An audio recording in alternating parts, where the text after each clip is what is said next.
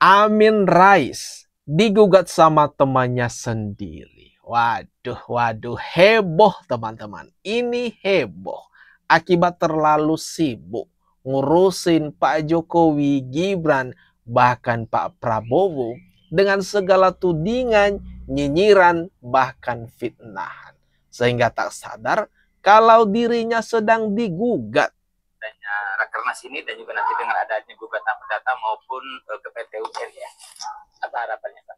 Harapan saya supaya Majelis Syuro itu sadar lah, ya sadar. Dia yang membuat tagline itu, tagline-nya jelas tuh, tegakkan keadilan, lawan kezaliman. Oke. Ya, itu ingat tagline-nya itu. Amin Rais ya Majelis Syuro, Partai Umat bergejolak teman-teman.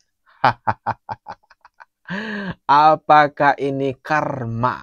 Karma ke Mbah Amin Rais yang terus nyinyir ke Pak Jokowi dan keluarga hingga ke Presiden Prabowo. Dalam prakteknya dia tidak seperti itu, tidak mau melakukan itu. Gitu. Artinya ini harus kasih pembelajaran. Kita bukan soal menang kalah ya, tapi memberikan pelajaran politik kepada senior-senior kita. Seperti Amin Rais.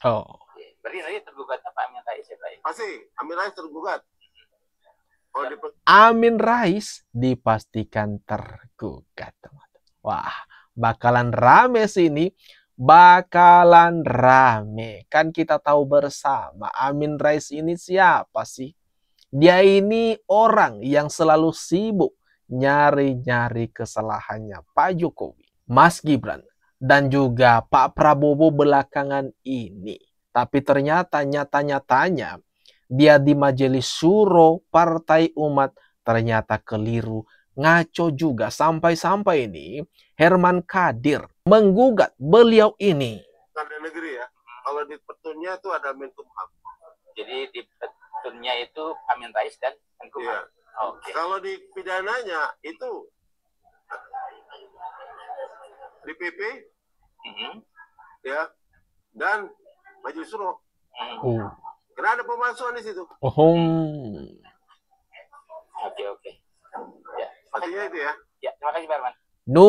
Nuding palsu. Ini Amin Rais kan ikut-ikutan juga soal polemik ijazah Pak Jokowi yang mereka klaim itu adalah palsu. Tapi ternyata di internal Partai Umat diduga juga ada kepalsuan yang dilakukan oleh Amin Rais. Apakah sosok Amin Rais ini ibarat maling teriak maling? Gimana nih teman-teman? Silakan berikan tanggapan mudah.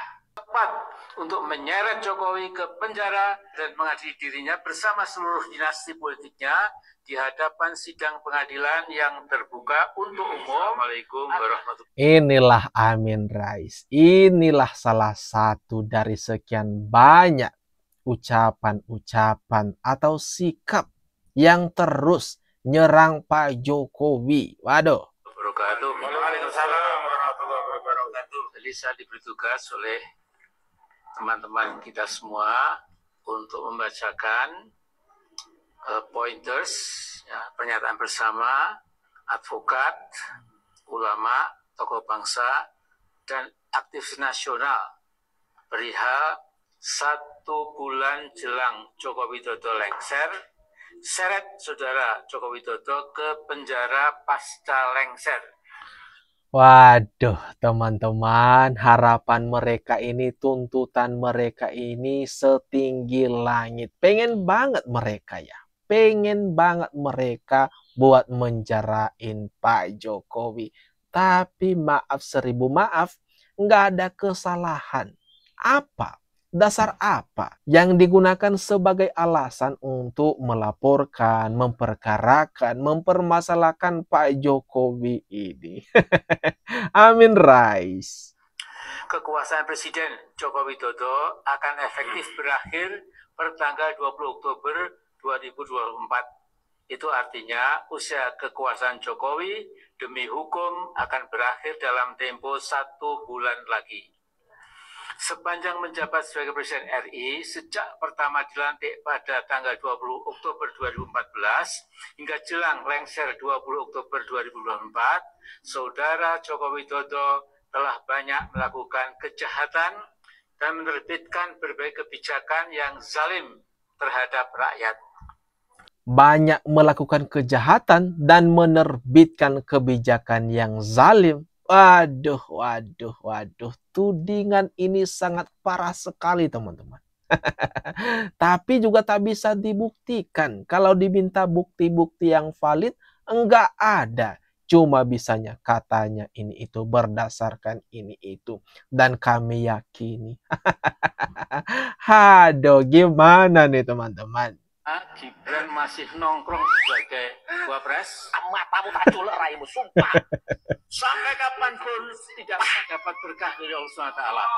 Laknatullah, kamu mati mengenaskan kamu. Satu turunanmu kamu nanti. Aduh, Mbah.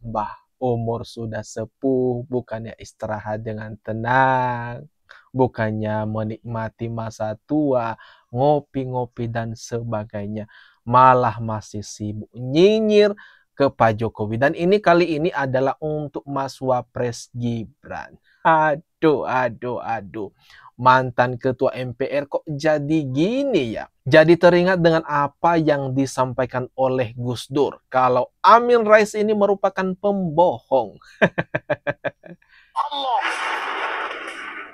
hanya akan menimbulkan petaka lebih lama lagi.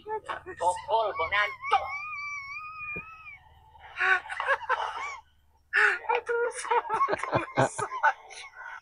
Siapa yang nggak kesal? Siapa yang nggak kesal? Saya kira teman-teman juga sangat kesal dengan sosok Mbah Amin Rais ini. Kata-kata yang keluar dari mulut beliau ini bukan ngademin, tetapi kesannya ngomporin, nyinyir, dan segala macam hal-halnya yang bersifat memanas-manasin. Perhatikan nih teman-teman, ini ada penggalan sebuah cuplikan video Amin Rais. Entah kenapa nih, dia cuma sendiri saja, nggak ada yang nemanin. Kesannya nih teman-teman, di sini Amin Rais dicuekin. Sekelas mantan ketua MPR RI loh, tapi kok kayak gini, kesannya dicuekin. Waduh. Teman-teman, gimana ini? Secara anak bangsa menaruh harapan besar pada Presiden Prabowo untuk segera meninggalkan berbagai kebobrokan yang diwariskan Jokowi, si penipu ulung, dan segera melangkah ke depan membangun kembali Indonesia. Ternyata harapan kita sedikit banyak hampa. Mendagri Tito secara ugal-ugalan memutuskan 4 pulau milik Aceh sejak ratusan tahun lalu diberikan ke Sumatera Utara, yang gubernur brengseknya adalah menantu Jokowi. Gimana teman-teman? Gimana kalian mendengarkan kata-kata Amin Rais ini? Waduh. Setiap kata, setiap kalimat yang dikeluarkan oleh Mbah Amin Rais ini, entah kenapa, kesannya itu memprovokasi, memanas-manasin situasi. Yang seharusnya sebagai senior politik, sebagai sesepuh bangsa ini, tugasnya untuk ngademin, tetapi kok Amin Rais ini malah memilih menjadi sosok yang selalu kesannya ini mengompori segala sesuatu yang terjadi di negeri ini. Kita sudah bisa menyimpulkan pola kepemimpinan Mas Prabowo, yaitu 1, mesti takut sama Jokowi. Kedua, masih takut sama Jokowi. Dan ketiga, masih takut sama Jokowi, bahkan juga takut sama Gibran Fuhufafa. Waduh, teman-teman, ini gimana? Ini gimana nih Mbah Amin Rais ini mencoba mengadu domba hubungan harmonis antara Pak Jokowi dengan Presiden Prabowo. Dengan mengatakan Presiden Prabowo itu takut sama Jokowi. Waduh. Tudingan lagi nih, tudingan lagi. Pak Prabowo tidak mungkin berjalan sigap dan cepat karena kakinya dijerat oleh Gibran Fuhufafa sejak hari pertama Pak Prabowo dilantik sebagai presiden, sampai sekarang Bu Fafa tetap menjadi musuh dalam selimut. Misi pokok si Gibran adalah bagaimana melemahkan Prabowo dari dalam. Adu domba terus, adu domba terus. Inilah yang dilakukan oleh Mbah Amin Rais. Kayaknya tak tenang, tak senang kalau tak menyerang Pak Jokowi, tak menyerang Gibran, dan berusaha mengadu domba dengan Presiden Prabowo. Mbah Amin Rais,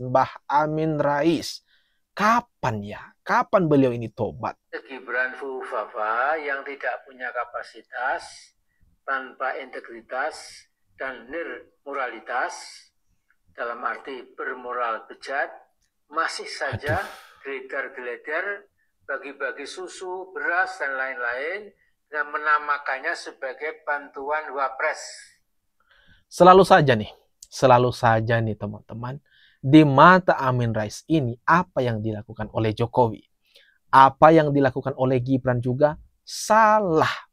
Apapun itu, selalu salah di mata Amin Rais ini. Terus yang benarnya apa nih? Apakah yang benarnya adalah Mbah Amin Rais sendiri yang pernah melengsarkan Gus Dur waktu itu? Wah, ini gimana nih teman-teman? Nah, gimana menurut kalian atas apa yang barusan saja kita bahas, kita tonton bersama ini?